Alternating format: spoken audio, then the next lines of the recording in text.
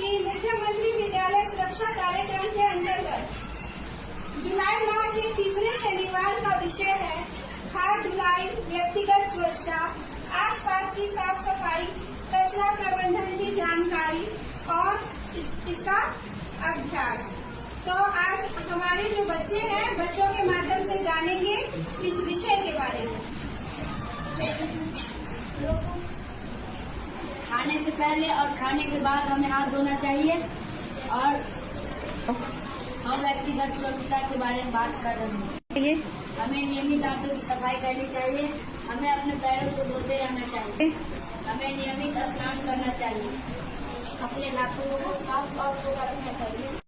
हमें पैरों में चपक लेना चाहिए। हमें साफ और स्वच्छ कपड़ा पहनना चाहिए। नियमित सफाई, घर की नियमित सफाई करनी चाहिए। प्रबंधन, कूड़ा कचरा को अलग अलग के निकालना चाहिए। फर्श एवं सतहों की सफाई, फर्श एवं सतहों की सफाई नियमित रूप से करनी चाहिए। वेंटिलेशन, घर में अच्छी वेंटिलेशन होनी चाहिए ताकि हवा ताजी और साफ आती रहे।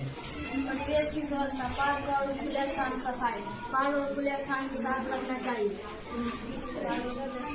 नाले और नदियों की सफाई, नाले और नदियों को सफाई रखना चाहिए ताकि हमें जल प्रदूषण न फैले। कूड़ा कचरा को कूड़ा कचरा नहीं फैलाना चाहिए। पेड़ पौधे लगाना, पेड़ पौधे से वायु प्रदूषण कम होता है और सुंदर बनता है। पानी की पहला जल का स्रोत को नियमित रखना चाहिए। दूसरा, पानी का उपचार, पानी को उपचार करना चाहिए ताकि उसमें प्रदूषण को हटाया जा सके। पानी की गुणवत्ता के लिए निगरानी नियमित रूप से रखना चाहिए। जल संचय करना चाहिए ताकि पानी की कमी न हो। इसमें यह निष्कर्ष मिलता है कि पानी और मौसम के बीच एक गहरा संबंध है। मौसम की विभिन्न स्थितियाँ पानी का प्रभाव डालती है। हमें पानी को स्वच्छता बनाए रखना चाहिए और जल संचय करना चाहिए। Save water save life. हाथ धोने का सही तरीका। हाथ धोने के चरण: हाथ को गीला करें, साबुन लगाए, हाथों को 6 चरण में रगड़ना चाहिए। हाथ को धोना चाहिए और हाथ को सुखाना चाहिए। धोने के महत्वपूर्ण समय: खाना खाने से पहले, खाना खाने के बाद, शौचालय के बाद, बीमार व्यक्तियों के संपर्क में आने के बाद, कचरा संभालने के बाद। निष्कर्ष: हम हाथ धोना एक महत्वपूर्ण स्वच्छता आदत है जो हमें बीमारियों से बचाने में मदद करती है। हाथ धोने के सही तरीके का पालन करके हम अपने हाथ को साफ रख सकते हैं। आइए मेरे साथ हाथ धोने का सही तरीका जानिए। आइए बोले हमारे साथ सुमन के। एस फॉर सीधा, यू फॉर उल्टा, एन फॉर मुट्ठी, ए फॉर उंगली, एन फॉर नाखून, ए फॉर कलाई।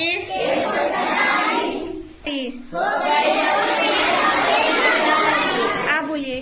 हो गई अच्छे से हाथों की धुलाई। Very good. शौचालय की स्वच्छता। शौचालय की स्वच्छता हमारे लिए अत्यंत महत्वपूर्ण है।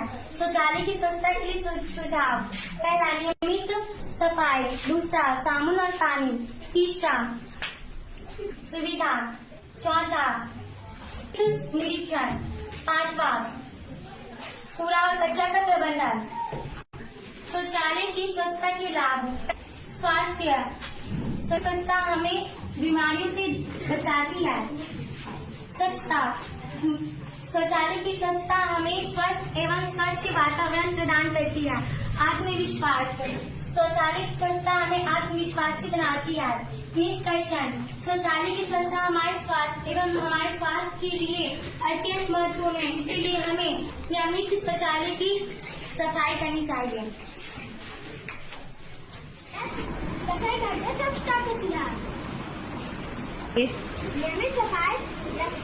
नियमित सफाई करनी चाहिए। भोजन के अवशेषों की सफाई, भोजन के अवशेषों की तुरंत सफाई कर देनी चाहिए। सिंक और नल की सफाई करनी चाहिए। ओवन की सफाई और चूल्हे की सफाई करनी चाहिए। भोजन के भंडारण की स्वच्छता। भोजन के भंडारण के लिए सूखे स्थान का उपयोग करना चाहिए।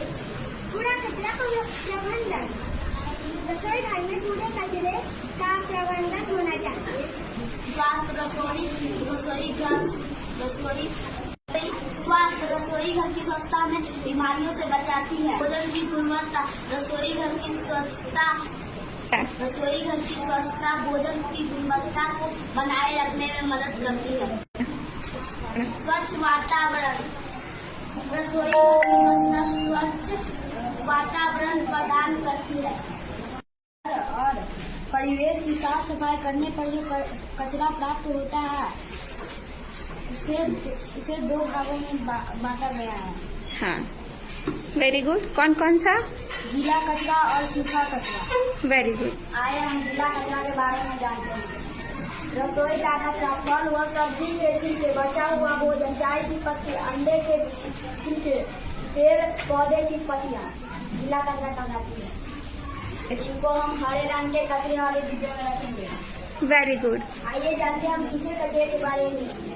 सूखे कचरे में क्या क्या आता है? कागज, प्लास्टिक, धातु, कांच और कपड़े। इनको हम नीले रंग के डिब्बे में रखते हैं। Very good. आप लोगों ने बहुत अच्छे से एक्सप्लेन किया। जोरदार तालियों से